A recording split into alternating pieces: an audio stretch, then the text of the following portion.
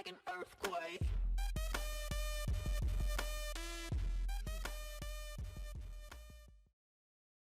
What's going on, guys? It's K-Man here, and this is my Kindred Jungle Guide. I recently made a Jungle Elise guide, and you all seem to love it. It has so many likes and comments, and I really appreciate that, so thank you all to all of those of you who really took the time into, watching it and actually learning from it, because that's what really keeps me going. So thank you so much for that. And I asked, what else would you want me to do in terms of a guide kind of video? And you all said Kindred. And I thought, great, because Kindred is such a great jungler right now, and I have a lot of experience with her, so I'm going to go ahead and make a guide, and hopefully it'll help you just as much as it did when I made the Elise guide. Not unlike Elise, Kindred is such a strong early game jungler, and she can get to the point where if you are good enough at her, you can snowball your lanes as well as snowball yourself. Kindred's passive is Mark of the Kindred. Kindred can mark targets to hunt. Successfully completing a hunt permanently empowers Kindred's basic auto attacks. You can stack this up to 9 times, I think, and it's pretty strong because the more you get your stacks, the more damage you do, therefore the more people you kill. For your first camp, you're going to want to level up Wolf's Frenzy, which is Kindred's W. And basically, anything that Kindred attacks, Wolf attacks, and you deal a lot more damage. Then, level Dance of Arrows, which is Kindred's Q at level 2. Kindred tumbles and shoots up to 3 arrows at nearby targets. Basically, she jumps around like a little rabbit and is very hard to kill and does a million damage.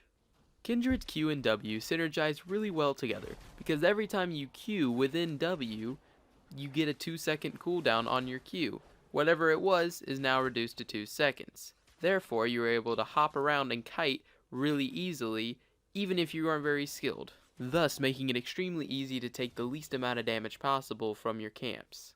Now, as you may be able to tell, my favorite jungle route on Kindred, especially in this scenario, is Gromp, blue buff, and then straight to red. This way, I'm able to get my early game ganks off or my early game counter jungling, which Kindred is especially good at because of her high damage and high mobility. As you may be seeing, every couple of seconds, I seem to be getting healed by my auto attacks. Well, if you read, which I didn't really explain well, but within Kindred's W, the passive of the W is that, as Kindred moves, she builds stacks of Hunter's Vigor, and up to a maximum of 100. At full stacks, Lamb's next basic attack drains health from the target. This way, you have sustain in the jungle, as well as damage from Wolf's attacks.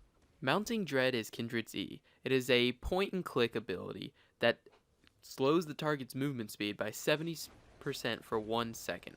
Afterwards, Lamb attacks the target twice, and her third attack instead directs Wolf to pounce on the enemy, dealing massive physical damage. Basically, it's like a mini or a little bigger Vayne W. As you can see here, I encountered the enemy Gragas in his jungle because I am in fact counter jungling. And since I'm Kindred and I'm level 3 against another level 3 Gragas, I know I can win that 1v1. And instead of continuing to counter jungle after I get his flash, I want to go for this free kill top lane. And to make sure that you don't mess it up, you want to Q first when you get in range, and then W. Throw out your E and try to get 3 auto attacks off. In this scenario, I can't get my auto attacks off because I'm blinded, but my Q will continue to do damage, and Nasus can come in for the cleanup. A big part about Kindred is making sure that you get your stacks of your marks.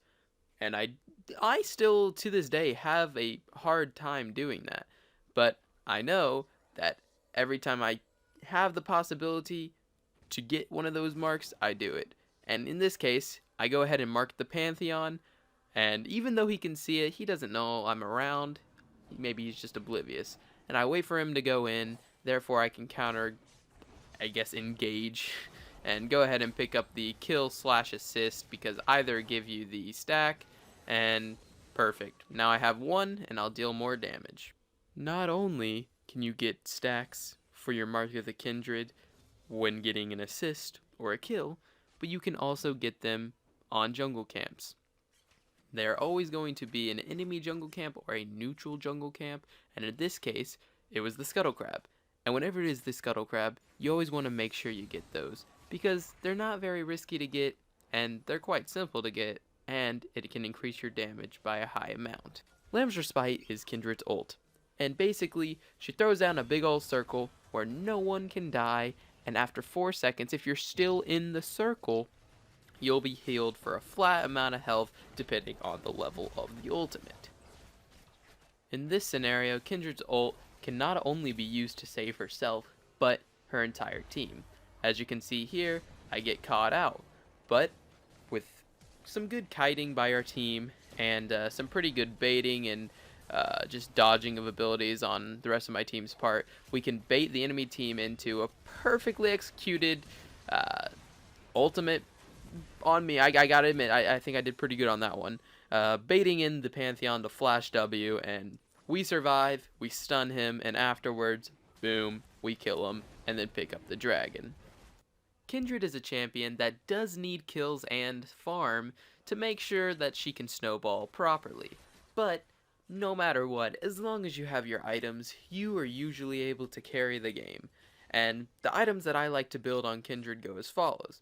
I like the Challenging Smite with Warrior Enchantment, Boots of Swiftness, depending on the team. In this case, they had a lot of slows on their team, so I wanted to make sure I had Boots of Swiftness to stay jumping around and not bogged down by all their slows and crowd control. Rapid Fire Cannon for a long range auto attack, engage / poke / burst. Maw of Malmorius for a magic heavy team. That way I get a little bit of a shield if I get too low from that magic damage, plus the resist is always nice.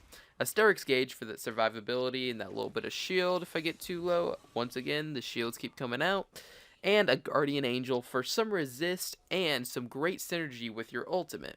The order I take in leveling up Kindred skills is Q, W, E, and R whenever applicable. This, in my opinion, gives you the strongest dueling potential and AoE teamfight potential and jungle clear potential. The more you get to play Kindred and the more you get to see her strengths and her weaknesses and her potential in it, and just everything she does and what you can and can't do, all the boundaries she has, she becomes a very viable pick into most team comps.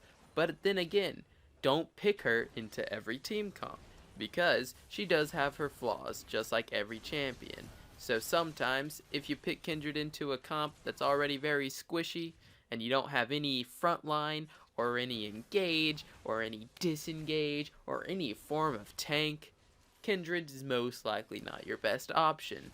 Kindred works best with a nice frontline, nice tanky, beefy frontline, and a couple of carries that she can peel back with and save with her ultimate if need be.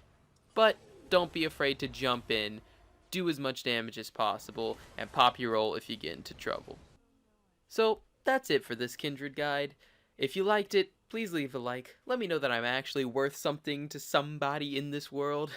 And if you have any comments, I love hearing y'all's comments, and I reply to every single one. You can check, I do, because I really like interacting with you all. And if you have any comments on another guide I should do, please let me know, because I always love hearing y'all's feedback. And thank you all so much for watching, and I hope you all have a great day.